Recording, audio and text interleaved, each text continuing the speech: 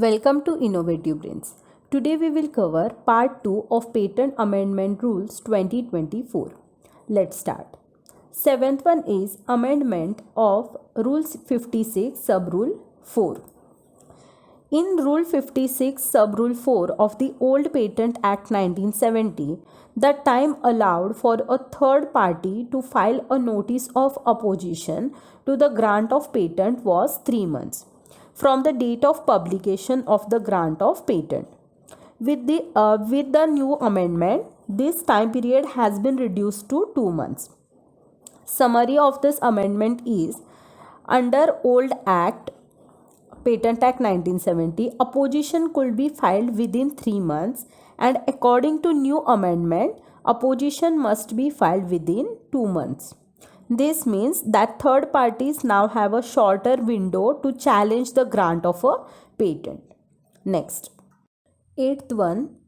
Under the Old Patent Act 1970, there was no specific provision for issuing a certificate of inventorship to the inventor, and inventors did not have a formal mechanism to request such certificate directly from the controller. So according to the new amendment, a new Rule 70A has been added, allowing inventors to request a certificate of inventorship from the controller, and the inventor can apply using form number 8A along with the applicable fee mentioned in the first schedule, that is fee structure. And if the original certificate is lost, destroyed, damaged, or cannot be produced, the inventor can request a duplicate certificate by submitting another form number 8A along with a statement explaining the circumstances and paying the specified fee. Summary of this amendment is, according to new rule, there was no provision for a certificate of inventorship, and according to new rule, after amendment, a new Rule 70A is inserted, which allows means inventors can now request a certificate of inventorship or a duplicate if the original is lost or damaged by or through form number 8A.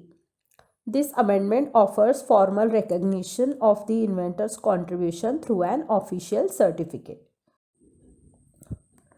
Ninth one is, under Rule 80, Sub-Rule 3 of the Old Patent Act 1970, inventors or patent holders could pay their annual renewal fees in advance for maintaining their patent, but there was no special discounts or incentives for paying multiple years fees in advance. So according to new amendment, patent holders can still pay the annual renewal fee for 2 or more years in advance, and the new benefit is, if the renewal fees are paid in advance for at least 4 years using electronic mode, a 10% reduction in the total fee will be applied. Summary of this amendment is, according to old rule, before amendment, there was no discount for paying the renewal fees in advance, and according to new rule, a 10% discount is available if fees for 4 or more years are paid electronically in advance. This change encourages patent holders to pay multiple years of fees at once, offering them a financial incentive for doing so. 10th one is, Rule 110 of the patent rules has been updated with 2 important changes.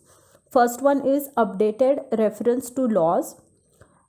According to Old Act before amendment, it used to refer only to the Patents Act and rules, and according to new amendment, it now specifies 4 different laws. First one is the Patent Act 1970, which governs patents, the Patent Rules 2003, which provides detailed regulations for patents.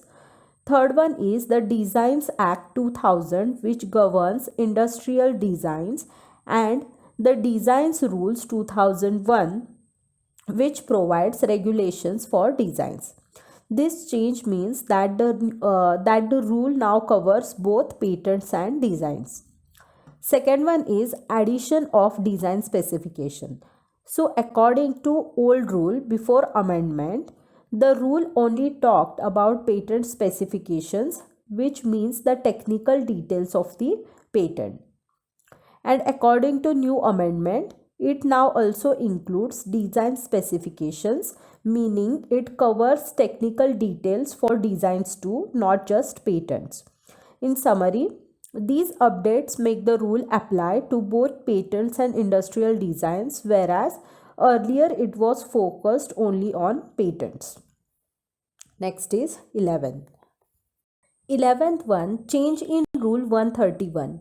According to old Act before amendment, previously patent holders were required to submit certain statements related to the working of patent every year, and there wasn't much flexibility in terms of late submissions.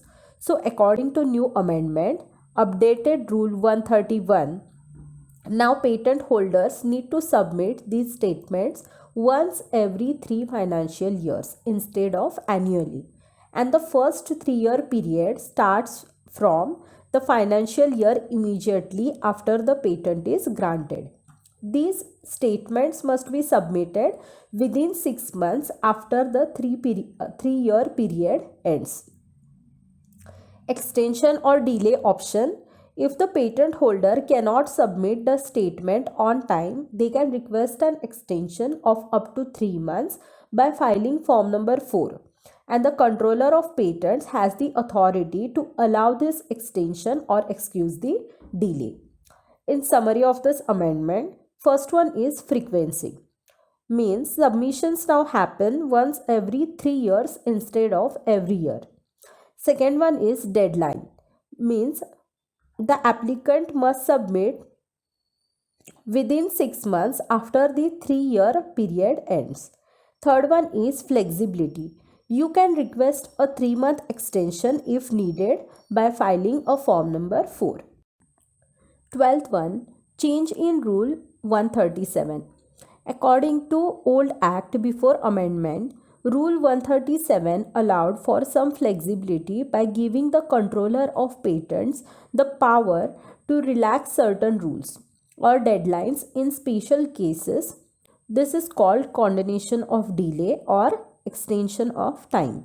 It applied to many patent related processes. According to new amendment, updated Rule 137, the new version of Rule 137 introduces some exceptions where the controller cannot extend deadlines or relax the rules. And these exceptions are listed in the new subrule 2. This means for certain process or deadlines, the patent applicant or holder must follow the exact time limits, no exceptions, no flexibility. The exceptions include, first one is Rule 12 Subrule 5, means extension of time for certain filings. Second one is Rule 20 Subrule 4 1 and Rule 20 Subrule 6 related to international applications. Third one is Rule 21, which is related to certain procedures in international patent applications. Fourth one is Rule 24B, Subrule 1, 24B, Subrule 5 and 24B, Subrule 6, which is related to filing of a national fees application. Fifth one is Rule 24C, Subrule 10 and 24C, Subrule 11 related to expedited examination. Sixth one is Rule 55, Subrule 4, means certain steps in opposition proceedings. Seventh one is Rule 81A, payment of renewal fees.